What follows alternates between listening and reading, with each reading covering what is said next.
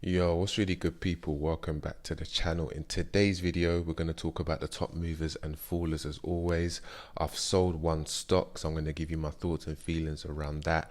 I'm going to talk a bit about the crash and why I believe a crash is coming and it's imminent, and my thoughts around what I'm going to be doing, and potential tips around certain things you might want to think about as well. And stay tuned to the end of the video where I'm going to talk about a July giveaway where you and 4 friends will receive £100. So if you want to know all of that plus more, please like, comment and subscribe. Help the channel get to 7k subscribers. Follow on Instagram and Twitter at Infant Investors. And if you're wondering what application I'm using to invest, I'm using the free trade application. My link will be in the description and the pinned comment: freetrade.io/infant-investors. Click on the link, deposit £1, sign up, and you will get a free share worth up to £200.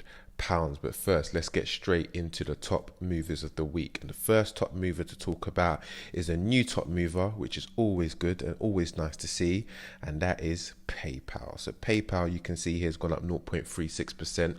When you look on Trading 212, it says 3.89%. So I'm going to use that figure as well across the top movers within these portfolios. And there's nothing specific around PayPal. They did a report which talked about, payments increasing and credit card consumption increasing due to the COVID-19 situation. There's been some articles around PayPal versus Square, and which payment providers should you be going for the long term, and PayPal came on top. But ultimately, I just think PayPal is a very well-run business. It's got good stronghold. They buy a lot of emerging startups and businesses. They just bought or invested into a new startup which is about drawing down salaries and so forth. So they're just growing their whole payment ecosystem, and I just think they're going to be a really strong player. And I think they're really quite a safe investment, if I'm honest as well, which you don't really hear too often when it comes to high growth stocks, particularly for the fact that their PE ratio is 79.39. So for those of you that have value or dividend investors, you're thinking PayPal is way too expensive right now, it's too much of an expensive stock.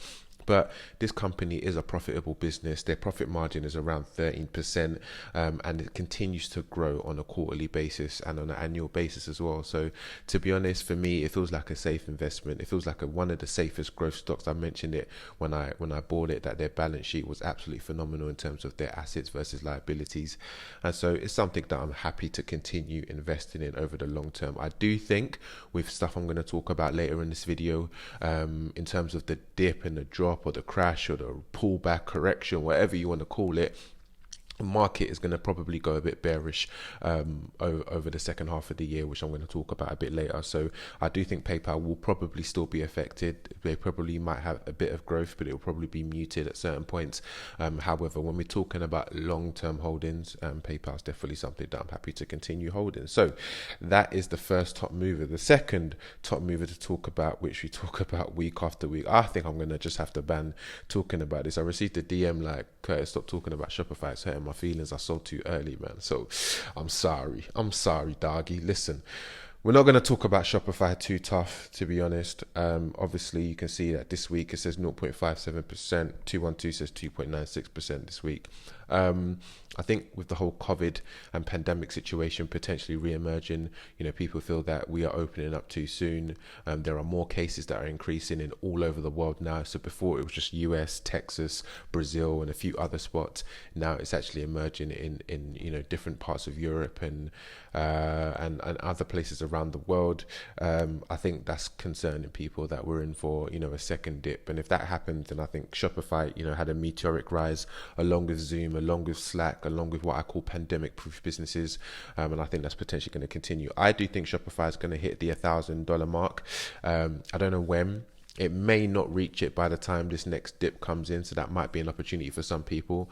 But I think long term, Shopify is definitely a play, and when it becomes a truly profitable company which can truly compete with Amazon, maybe on a much smaller scale, but in the future sometime, then I think this is going to be a good business to hold for the long term. So do I think the price is a bit high right now? Yes. Would I invest into Shopify again right now? No, I wouldn't. Most likely I'd probably sell, in fact, and take some profit off the table. But depending on how far it dropped, if it does drop, maybe I would get back in for the super long term. But yeah, Shopify, not much more needs to be said on that one there. Now, the last stock It's the top mover to talk about this week is Centum, 2.10% on free trade, but 8.07% this week. Generally speaking, you can see on this graph this week, it's been a significant jump up, and that's again a causated correlation to the fact that the economy is going down as a whole. So if you see that, the majority of stocks, I think there was a stat this week, every single stock this week in the Dow went down by one, being Cisco. If you're seeing a lot of the UK stocks, the FTSE 100 stocks, a lot of the stocks within Europe, this whole week has pretty much been downhill. Not as bad as some of the previous weeks that we've seen. So it hasn't been, absolutely catastrophic, but it has been a downward trend, and I think it is a bit of a foresight for the signs to come. So obviously sentiment and gold rising has potentially benefited from that. So yeah, seeing sentiment up here in the top movers 2 weeks in a row, for me it just reminds me of situations that was happening last year, because I've held this from the very beginning, and I can I'm not going to say I foresee these things, because I really don't know, to be honest, but I can see a trend potentially emerging. So I reckon sentiment's probably going to go on a bit of a run. I reckon a lot of stocks are going to go on a bit of a fall, and that is something to consider going forward. Now, when we go down to the top fallers, now the first top faller to talk about is AMD, always making dough. So listen, this is not a pretty sight right now. AMD 8.51% down. I'm just going to quote the free trade figures just for simplicity now. I think this is directly linked to COVID again. So what we saw last time when AMD fell back in March or February is that their business, their production, their manufacturing and their shipping, obviously a lot of it is centered around China or based in China. And I think when the COVID situation was emerging there, they had to shut down obviously a lot of their factories. People weren't doing, the production levels dropped. And then there were reports coming out from Lisa Su, who's the CEO, talking about at what percentage they're going to start to ramp up production and so forth. And then I think it was about April where they became, fully production in terms of their chips and back into business again. It's seeming like, with all of this insight into the second wave, people are a bit nervous and worried again. So it's starting to fall. I personally I am seeing this as a potential buying opportunity. We talked a few months ago about price targets, and a lot of analyst price targets for AMD was around, the $65, $70 mark even, which I don't think is unreasonable for a stock of this type, with the amount of money they make from a revenue and from an earnings standpoint when things are going well, with some of the products and services that their chipset are within. We've got PS5 emerging later on this year, and Xbox, what's it called, Series 1. I'm not really an Xbox player like that, I'm a PS man, but yeah, we've got all of that coming later on this year. So I just think, when this thing starts to normalize and balance out, and it's all said and done, I think AMD will start to emerge and rise, and so will other semiconductors as well. So I'm definitely long on AMD. This for me actually is providing potentially a bit of an opportunity to buy back in. So I think I did do a few different purchases at AMD. It wasn't one of the ones where I just held at the very beginning. So this might be another opportunity for me to buy a bit more shares into AMD, and actually then, see it for the completely long term. But I probably will just monitor the situation over the next couple of weeks before just, not haphazardly just deploying money straight into that. The next one to talk about, we're moving over to the UK now, is Virgin Money. Virgin Money down 8.61%. Again, I think it's directly correlated with this economic downturn that we are seeing across all stocks at the moment. Especially with financial stocks, we've seen Lloyd's has dropped, but just not as much as Virgin Money. Virgin Money, from a volatility standpoint, when you look at beta volatility, which is a measure of how volatile a stock might be, Virgin Money is a lot more of a volatile stock in the best of times than Lloyd's is. So if everything is going well in the UK, Virgin Money I see tends to rise a lot higher than Lloyd's does. If everything is going negatively in the UK, Virgin Money tends to fall much more than Lloyd's does. Lloyd's being, obviously the biggest mortgage broker, the biggest mortgage lender within the UK, having a lot more assets, having a lot more capital than Virgin. Virgin, I think, is the 5th largest within the UK, so it's still seen as a challenger bank. So by that virtue, it's definitely going to have a lot more volatility within that. But again, I was buying Virgin Money, maybe nonsensically, but I was buying Virgin Money around the £2.12 mark not that long ago. So I'm still in it for the long term. I want to ride out this economic downturn, recession, whatever it may be, by adding more money into these positions as much as I possibly can, so that in 2021, 2022, when these positions start to grow again, hopefully I'm seeing really bigger returns and benefiting from that patience that I'm hopefully going to try and exercise. The last one to talk about is Uber. Uber has been it's been sad times for Uber, man. It's been sad times for Uber, man. I don't feel sorry. I don't feel sorry for any company, to be honest. You got money in it, but I feel like it's sad times for Uber. Uber has gone down again this week, 9.39%. So, we spoke about previously their lawsuits. We spoke about the Grubhub situation where they weren't able to make the acquisition, and then it got sold to Just Eat, which is now another competitor for them in the US perspective. Then obviously, if the pandemic situation is re-emerging, which it seems like it is, their ride-hailing business back in the early part of the year, I think it dropped was it 90%, something along those lines, in like all of their regions around the world. You saw places like Kareem in the UAE and a few others around the world like completely shutting operations, or getting rid of like 30, 40, 50, 60, 70% of their workforce and so forth. So it's been a very, very tough time, this pandemic, on Uber. It's been very, very tough on them, and if it is going to re-emerge with a second wave, then it's going to continue. So I think obviously their Uber Eats business will do well, because with people staying at home, they're more likely to probably just order food and so forth. So I expect that part of the business to stay well, but we just know that part of the business, I think, makes up like 20-30% of their overall revenues, and the main revenue driver is obviously their ride hailing business. And if people aren't going out, if that happens, then obviously it's going to be a significant situation for Uber. So that's going to give me the opportunity to buy more shares. I've bought quite a few intervals with Uber, and I'll definitely would take that opportunity to buy some more shares with Uber again. So that's probably what I would do. But at the moment, I'm 3% down, and I think I would definitely buy more, but I want to wait and see. I think it's probably got a little bit more falling to do, if I'm honest. Some people are even saying down to like $14 a share. I think that's a bit too aggressive. But, right now, this year has taught me that the stock market can do whatever the heck it wants to do. So making predictions, to be honest, is kind of neither here nor there, because you never really know what's going to happen. Now, that is the top fallers for this week. I sold one stock, and the stock that I sold, you can see, is Nicola. I'm sure some of you lot saw that coming.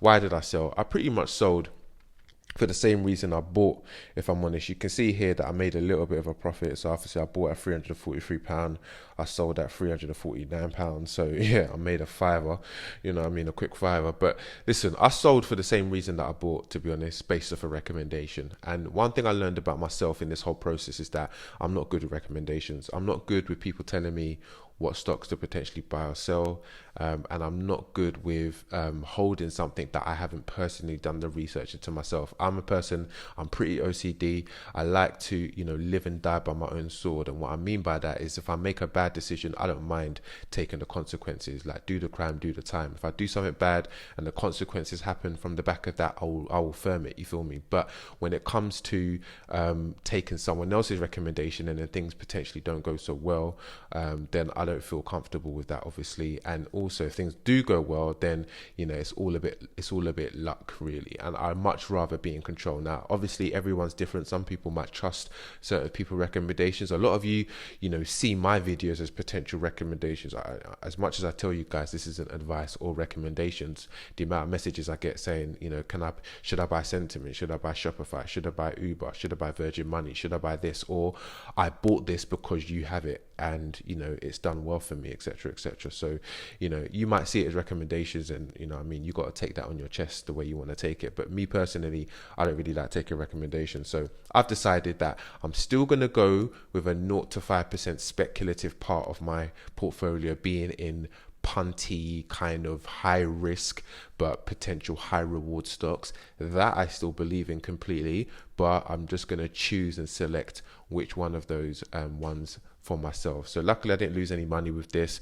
I'm going to do that on that basis and see what happens. Now, the reason why I sold is because the same individual told me that Nicola's going to be flooding a lot more shares into the market around July, and the share price is destined to potentially drop to, like, I think it was $20, etc. But then that might be a good time to buy back in. So Nicola might reappear back into the portfolio, but if it does reappear, it's just going to reappear on my terms with my research and me validating the decisions that I'm basically making. So I'm never going to do that again, he says, but we shall see. Now, in terms of the market overall, we can see from the month view that it's started down. We can see from the 7-day view that the market is on this sort of downward trend, and it tries to go back up, but you can see that, you know, this peak is kind of in line with this peak, and it just can't sustain any growth that does happen, and it's starting to go on a downward trend, and I think that's really going to continue over the next few weeks. Now, there was a stat that I learned on CNBC which basically talked about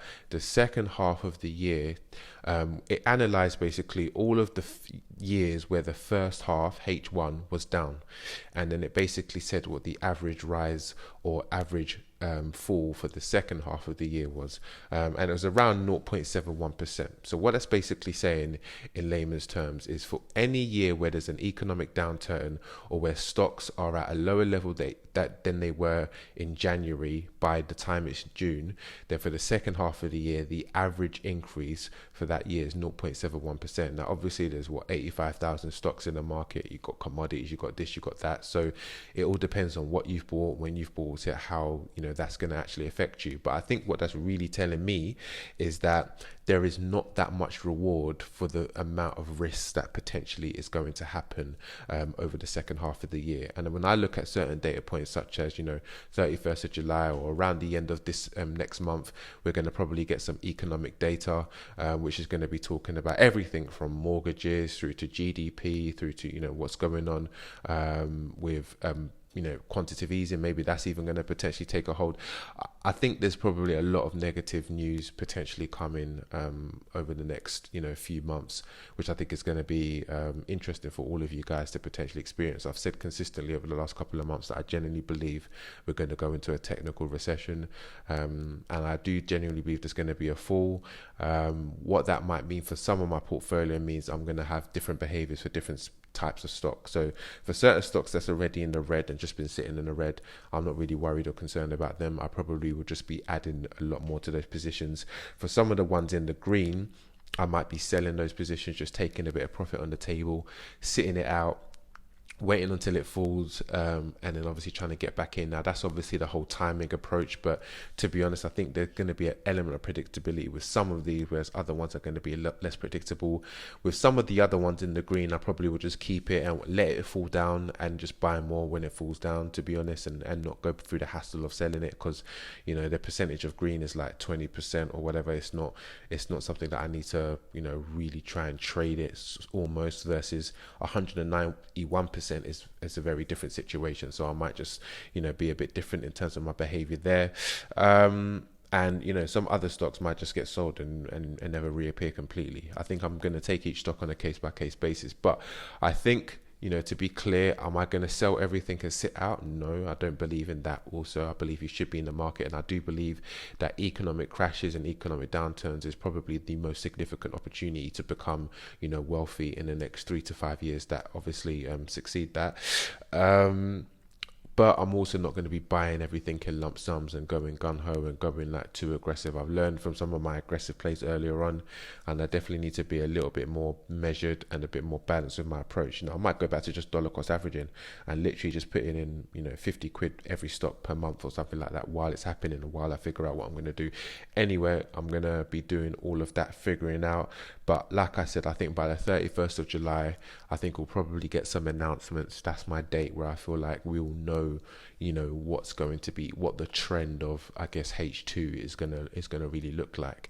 And so, you know, that's my date for that. The other reason why the 31st of July is important is because that's going to be the end of the new competition that I'm effectively doing. So July is my birth month. It's the month I was born, the month me born. And I'm going to celebrate by doing a £500 giveaway. And you know what? I get a lot of people, not a lot, I've had a few people say, you know, you need to market your channel a bit better. You need to market your channel more. Maybe do like Facebook ads. I'm not even on Facebook. Maybe do like Google ads or YouTube ads and all of that other stuff. And, you know, I've tried some of that before, but, you know, for me personally, I just never really saw the real benefit of that from a, you know, a return on investment standpoint. So I just thought, you know what, I'd rather just go organic, and people join the channel, they join the channel because they're genuinely interested in, not just because they see me like, you know, what's that guy, eat trade sleep, or whatever he says, sleep trade eat or whatever, and he just keeps on popping up every single time you're there. Anyway, what I've decided to do is that, in fact, I am going to market the channel a bit better, but I'd rather reward, you know, the people that are supporting the channel, the people that are actually watching the channel, i.e. you guys. So I'm going to do a giveaway in July to celebrate. The competition is going to officially launch on the 1st of July, and then it will finish on the 31st of July. But the goal of this competition is to get to 10,000 subscribers by the end of July. So that's the goal of the channel. So what I want everyone to be doing is, when I post up the actual competition post, which I haven't posted yet, I will post it on the 1st of July. You just need to tag 4 of your friends. If you tag 4 of your friends, you can enter as many times as you want. I will pick randomly you and the 4 friends, and then I will give you all £100. And if it does work as well, I'm actually considering doing this as a monthly thing as well, just to create more engagement and more excitement around the channel. So, you know, I'm doing this for this month as a sort of pilot, but if it definitely works, then I think, you know, throughout towards the end of 2020, I will more than happily do this on a monthly basis to reward the guys that are supporting the channel, and to, you know, benefit the channel as well by growing it and getting this investment information out to more people, which is for me the most important thing. I really want to make sure that this opportunity of, you know, everything that's been going on in the world, more people has information about investments, the stock market, and, you know, I really believe this channel can help do that. So if you guys believe that and you guys want to support that as well, then definitely enter the competition once I launch it officially on Instagram and on Twitter. But that being said, that's everything I wanted to discuss today. Hopefully you found it useful. If you did, like, comment and subscribe as well to the channel, and I will catch you this week with a lot more investment videos. Take care, guys. Enjoy the rest of your weekend. Peace.